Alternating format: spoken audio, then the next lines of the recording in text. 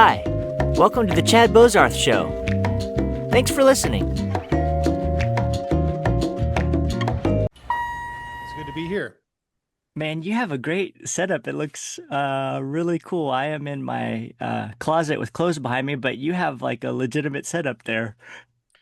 I was officing out of our church for the last several years, but our church is making some moves, and so we voluntarily decided to go find another office space before it became uncomfortable for everyone. But yeah, enjoying this new office space.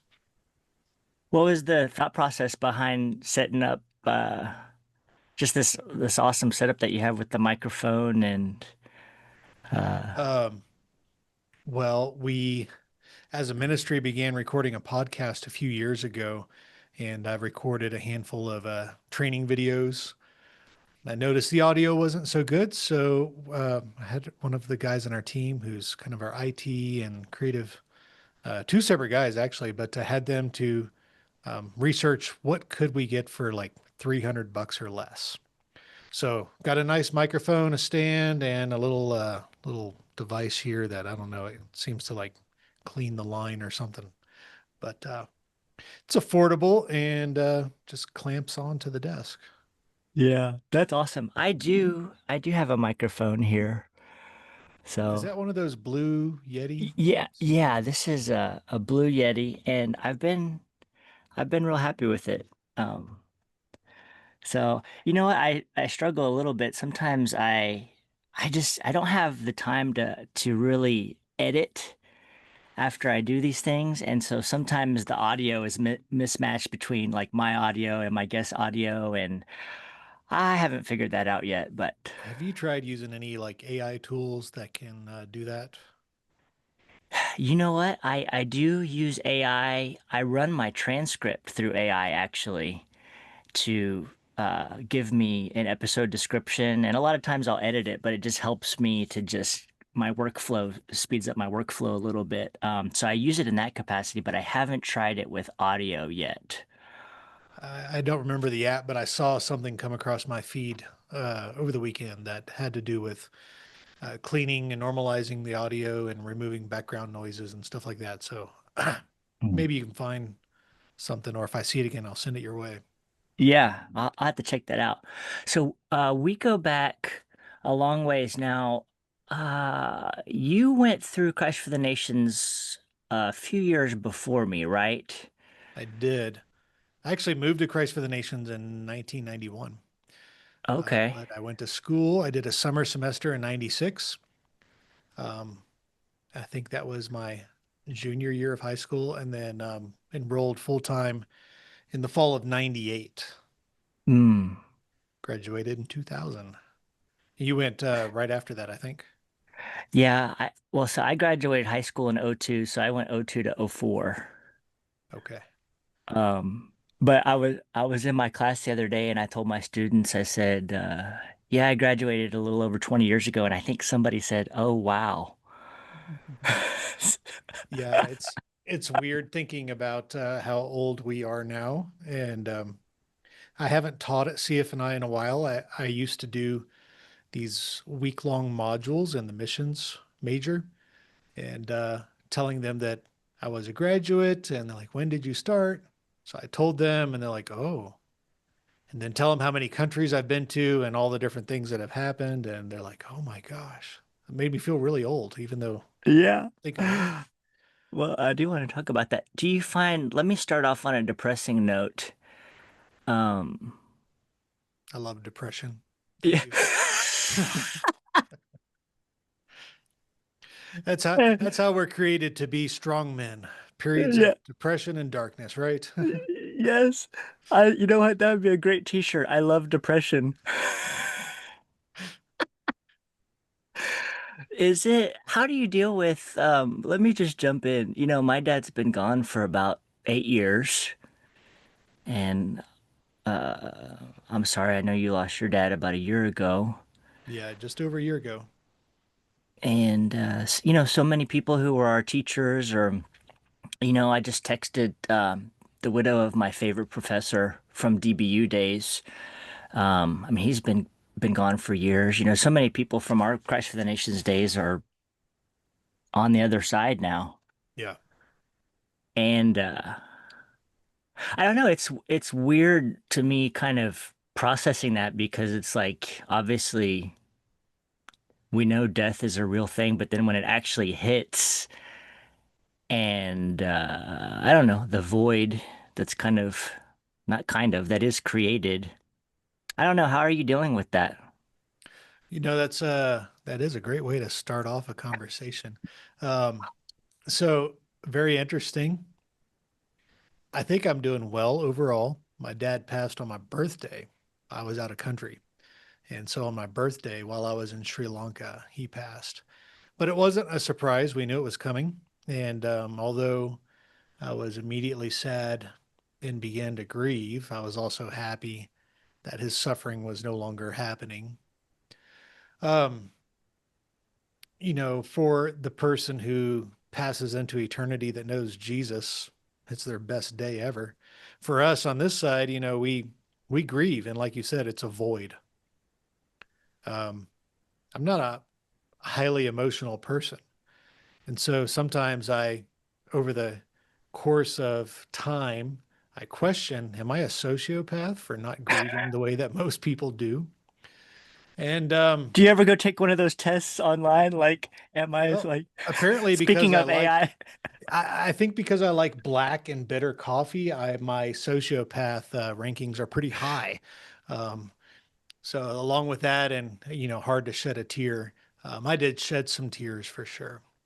You know what I found though in my grieving? It's not so much while I'm awake. I have dreams where my dad is in it periodically.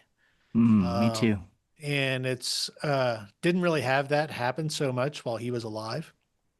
And I really don't know what to make of it. It's probably me internally processing.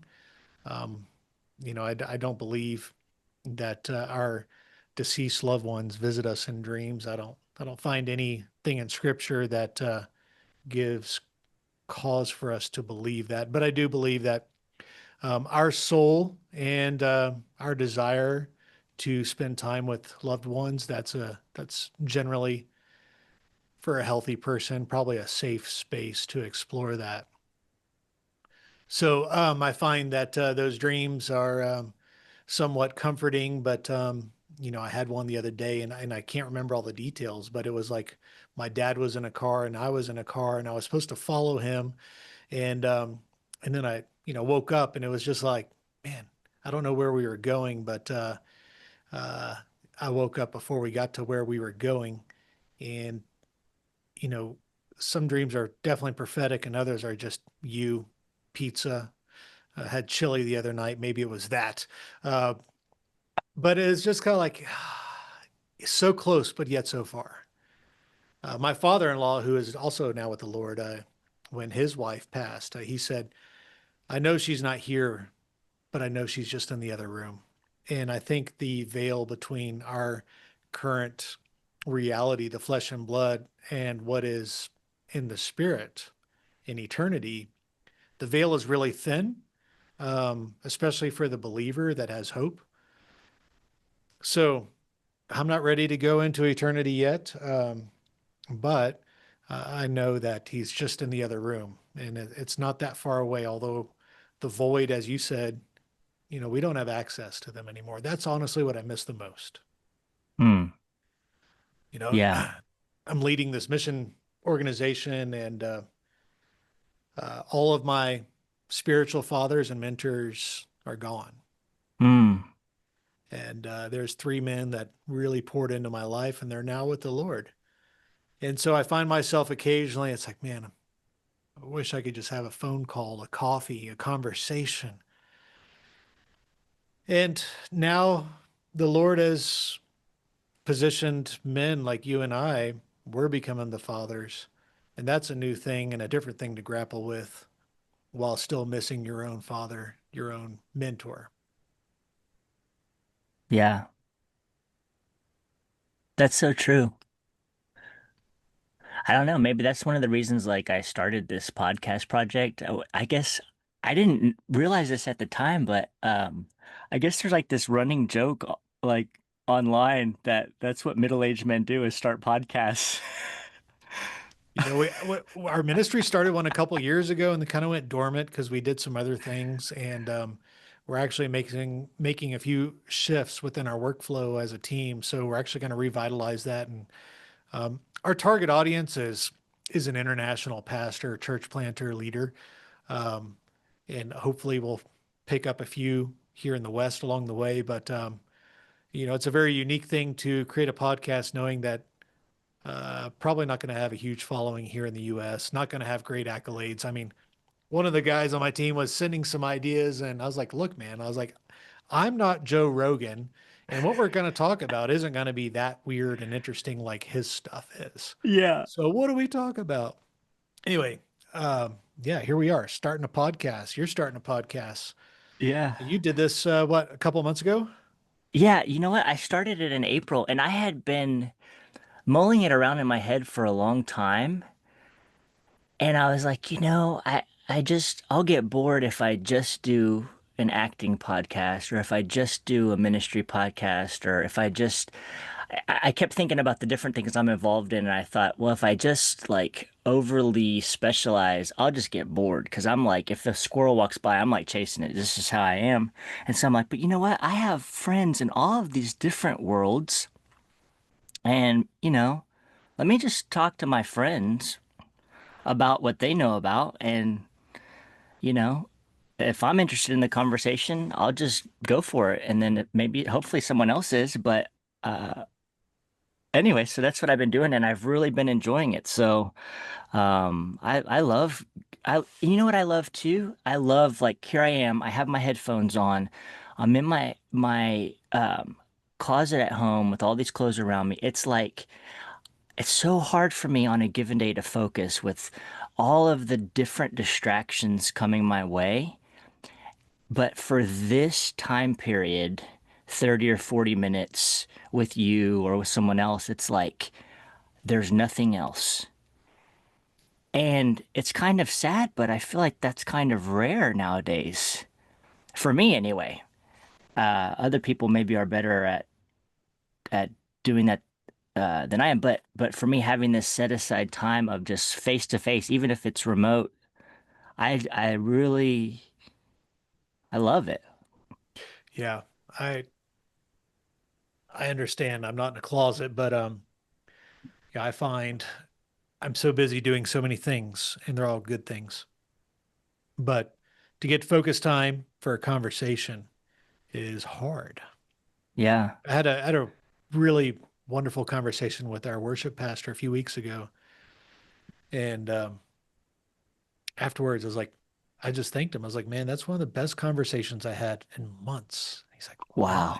And I was like, it's like you didn't pick up your phone. I didn't pick up my phone. We just looked at each other and talked for like 2 hours about what the Mm. Lord put on our hearts.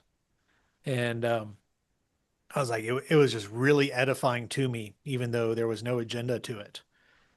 And I think our society has lost that.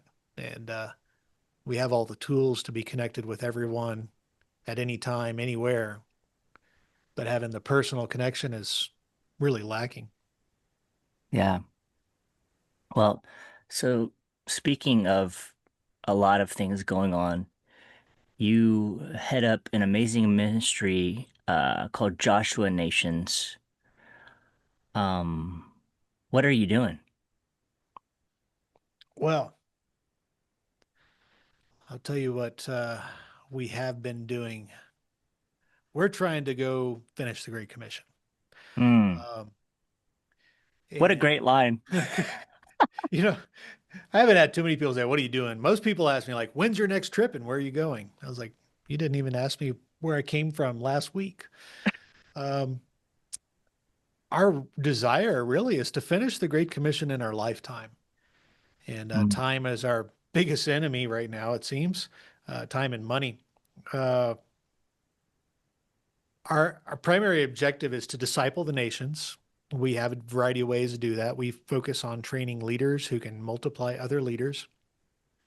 We do that for both men and women, and we're starting also for young people as well to bridge the generational gap.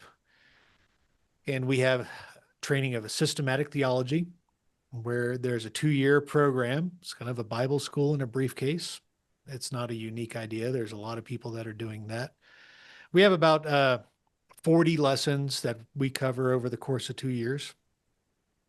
And train um, we train the indigenous people how to use it and how to train others. So how it works is we'll go into a nation, we'll gather some leaders, gather some pastors, and cast the vision of the Great Commission and discipleship. And then from there, we then teach them how to use our resources. We translate our materials into their language. We print it for them, and we've printed hundreds of thousands of copies. Hold on one moment. We've printed hundreds of thousands of copies of our materials and over 60 languages around the world. Wow. And really is a train the trainer model. Excuse me, I have some kind of drainage. I'm going to pause for a moment. Sometimes we have technical difficulties, sometimes biological difficulties. Well, I have this plant here, and my wife sprayed some kind of like mint thing that's supposed to like combat like fungus. And so my whole office like reeks. And I've been telling her all day, like, I have a podcast recording. She literally comes in like 10 minutes before we start, sprays this thing. So, and it stinks all down the hallway. She walked back by. She's like, good thing that stuff is like natural because I can smell it down the hall. I was like, yeah, it's in my throat now. And then she comes back and I was like, I'm going to shut the door. She's like, why? If I have a podcast, we're going to do it. She's like, oh, yeah, that's right. I was like, good. Love her. Hopefully she listens to that. And if you keep any of that, she enjoys it. Oh, I'll Anyway, definitely keep that for good. sure. I'm inhaling this like peppermint, mint, whatever, and it's some natural thing to help whatever fungus is on this plant. Anyhow, so we go in and we train pastoral leaders and we give them our curriculum.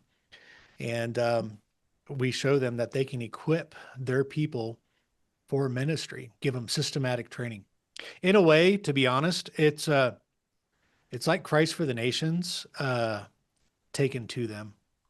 Now Hmm. we didn't use any of the CFNI material. It's all written by developing world leaders Oh, wow. and our team, so it's both. But the original curriculum was written in West Africa by some West African leaders and an American missionary. And then it was gifted to our founder about 22 years ago. Dr. Russ Fraze, who's now with the Lord, um, took this material and then he began going to the nations and then training with it, leaving it behind. And that was actually through a Rhema graduate uh, who did the original curriculum. Their ministry still continues. It's called Living Word Missions. I think they're based out of Boston. Wonderful ministry. But they gifted it to us to use. And over the years, we began to grow and grow, and then found that there were some lessons we wanted to add to it. So after about 7 or 8 years of using the original curriculum, we rewrote it. We used some of their stuff, and then we wrote our own material. And it's written by our team members as well as international team members. So it's truly a multicultural approach to systematic theology. And then we've continued some other materials. We have a big Old Testament, New Testament survey, church planting, disciple making movements, materials for young people, youth, basic foundations for faith, and there's just a ton of stuff. So Wow. we create a lot of material and curriculum. We don't use all of it everywhere, but we take it into the nations, get it in their languages, and then help the church grow and become healthy and to multiply leaders. Our hope and goal, and what we're seeing now, is as the church becomes healthy within these nations, they're able to raise up their own missionaries and start sending to the unreached and unengaged people that are in close proximity. when we're seeing it happen. We're seeing places in Central and East Africa that have been major beachheads for the gospel for years. They're now becoming very healthy, and they're sending missionaries into places like South Sudan and to Somalia, Chad, and other North African nations. And we're doing the same thing in Asia and really all over the world. So our ministry's been in over 80 nations. I've been in 84 nations myself. And we're all about multiplying leaders. And I would love to see Revelation 5:9 and 7:9, where it talks about every tribe, tongue, and people around the throne. I want to be a catalyst to help make that happen. And I know there's many others that are doing the same, but if we can mobilize cross-culture missionaries that are within near culture, within proximity, that look like them, that maybe have same cultural practices, maybe even a near culture, language, something like that. It's a lot easier for the indigenous church to go to places that we can't. So Mm, after getting on a few hit lists on a few nations, being run out of a few cities with death threats, we realize maybe if we equip those key leaders there, they can go do what we wanted to do, but we literally can't. mm, man, that that is like that's awesome, man. Let me ask you, so um 84 nations. That's wild. It's too What? much. I'll be honest. You may not have too many missions ministry type people say it's too much. We're really grappling with where do we want to focus. For the last 20 years, we've just grown exponentially. Um, and most of that growth has happened in the last 7 or 8 years. Went from about a dozen nations to 30, 40 nations, and then it's just exploded. And so part of our discussion as a team is how do we not lose momentum in everywhere that we are, but also focus resources in the places that are very under resourced, that have the highest concentration of unreached people, that are Mm, some of the hardest places. One of the questions I asked at a recent event where I was speaking is one of our events, but here in the US, you know, often in ministry, especially in missions, you're looking at your return on investment. hmm. And if you give me X amount of dollars, I can bring this many souls, this many students, this many Bibles. And in certain places, I can give you an incredible return on investment when it comes to numbers. But if we sacrifice the focus of finishing the Great Commission for the output of numbers, Mm, we'll never go to the place where it costs $1,000 or $10,000 to reach one soul, or it costs, a $30,000 investment to reach one people group with the first few converts, mm. Wow. because it just seems like a better return to spend $30,000 in Central America where we could have, several church plants and hundreds of believers and all kinds of other missional activities. And so the question I asked to some of our partners was, are those people worth it if it costs $10,000 per person to reach Mm, them and then disciple them? wow. And if our God has all the money and resources in the world, then is he looking at dollar signs per person or people group? And why are we? But we have to pay the bill anyway, no matter how God provides the money. So it's really a challenge. And when I stand before Jesus, I would really love to say, look at these people groups, look at these nations or these tribes that we went after. And it's not all of us, because there's so many people that have sown seeds and are doing incredible work. There's too many ministries really to mention. But I'd rather say, or look over and say, look at that. Those people, man, we had a part in that. They were once radical. They once hated Christians. They once martyred us, but they're here because we didn't give up. And it took 5 years, 10 years, 15 years, and tens of thousands of dollars. Were they worth it? That's a question I grapple with as leading this organization. So when we think about 84 countries, I was like, man, it's too much. We just really got to get focused. And at the same time, try not to lose momentum in the places where we are already established. Mm.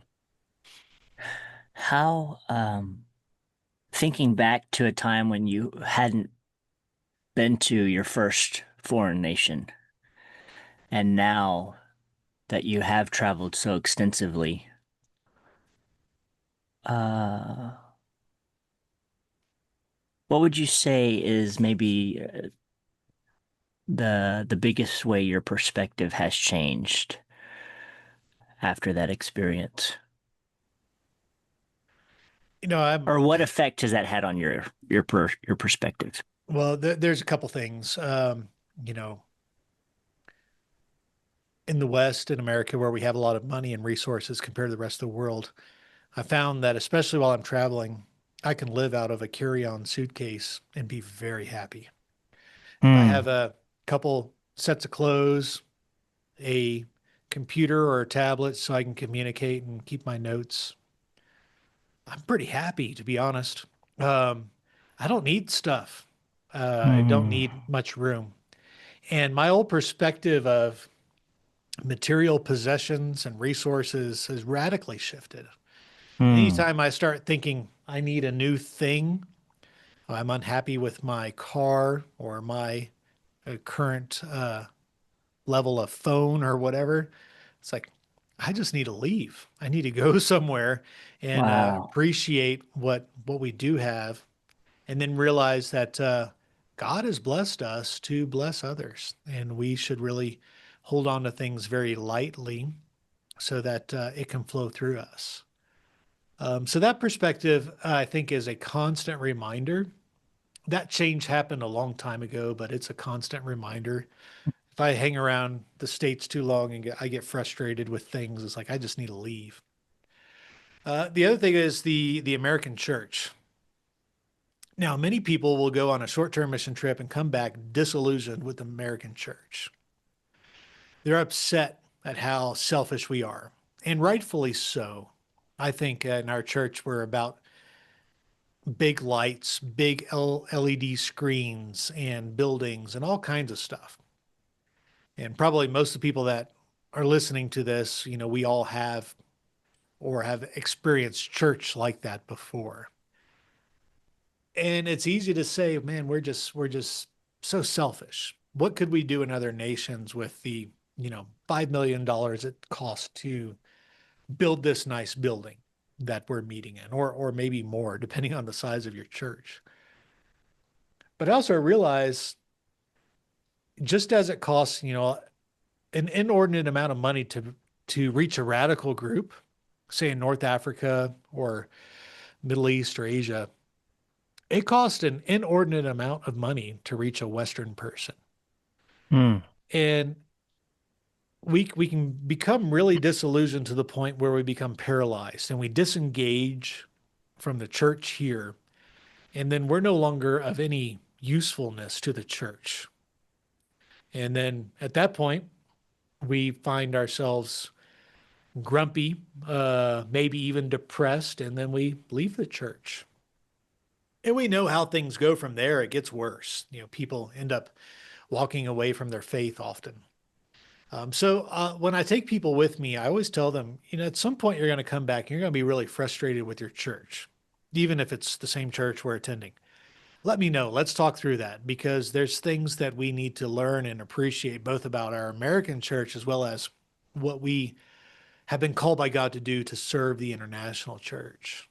So I think those things have been really impactful on my life and my perspective. And then I guess the last thing is, especially depending on when you're listening to this, right now there's a real strong rise in conservative Christian American patriotism. And some people have said, there's Christian nationalist here in the US and that the church is emerging into that particular perspective. And I think one perspective that was probably a much longer conversation is that's one dangerous, but also beneficial to the global scene.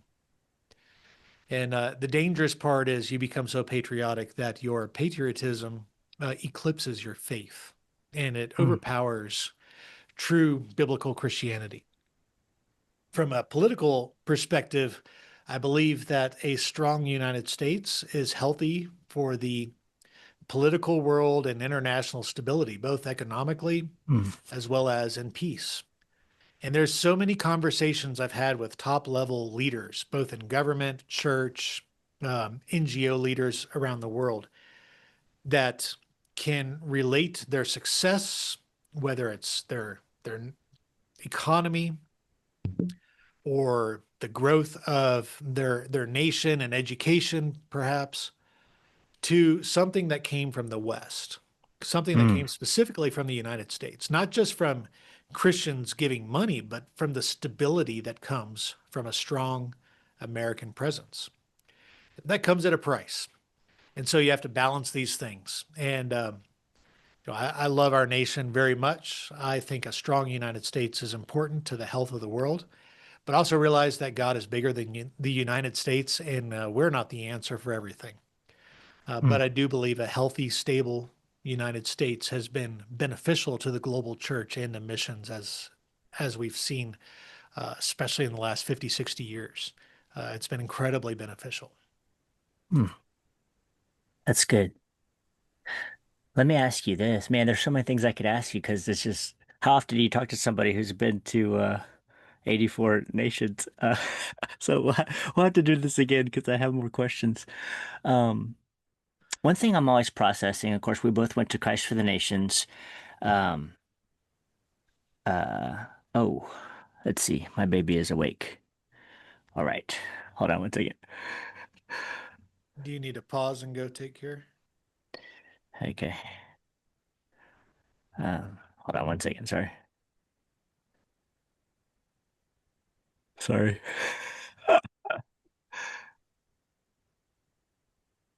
Okay. I might have to, I might have to leave and then we can maybe do this again. Hold on 1 second. Sure, Sorry. sure. This gives me even more questions to ask. Hold on. Okay. Yeah, I'm gonna have to go get her. I'm so sorry. Um, the question I was gonna ask, um, as we wrap up is, we both went to Christ for the Nations. I went to Dallas Baptist. Now I'm at Dallas Seminary. All three different, very different. In your extensive travels, how have you dealt with theological differences? Right? What's the old saying? In all things, oh, I can't remember. I just was looking at hold on, I have it right here. Yeah, in essentials unity and non-essentials freedom, and all things charity. Right? Like, how have you handled that? It's I think that statement really is probably the way I try to handle it. Mm, I did do some additional schooling, and I'm finishing up another one now, and most of them have been relatively similar, not quite as different as some of your experiences, but we run across and work with just about every denomination that there is, from very Pentecostal, very charismatic to evangelical, liturgical, Reformed. In fact, we had some Orthodox guys connect with us for a while. They showed up at our events with robes and big crosses. But we had a private conversation and basically came to the point, if we can agree upon Jesus, agree upon his mission and his purpose, we're not going to argue about the function or demonstration of the Holy Spirit. We do teach from a charismatic Pentecostal perspective, but we also know that not everyone agrees with that. And so there's been some places where we have given them some permission to adapt it as long as we can agree upon the essentials and then give freedom for them to adjust as necessary. But man, when you get out on the mission field, the common goal is to get the job of the Great Commission done. And some of the fighting or the bickering or differences that we see in more Western nations is really not so much the case in most nations over there. And so I don't care whether you're a Baptist, a Presbyterian, Methodist, Lutheran, whatever, if we can agree on the same things when it comes to reaching the lost, discipling them and winning these nations, man, let's do it together. Mm. I love that. I mean, that's my perspective too. I think that's so good. Um, Jason, thank you so much for taking the time to talk to me, and I we are definitely gonna have to schedule another time. We could do a part two because I just want to pick your brain about so many things. Yeah, let's do Um, it. I love it. but thank you so much. Thanks for the time.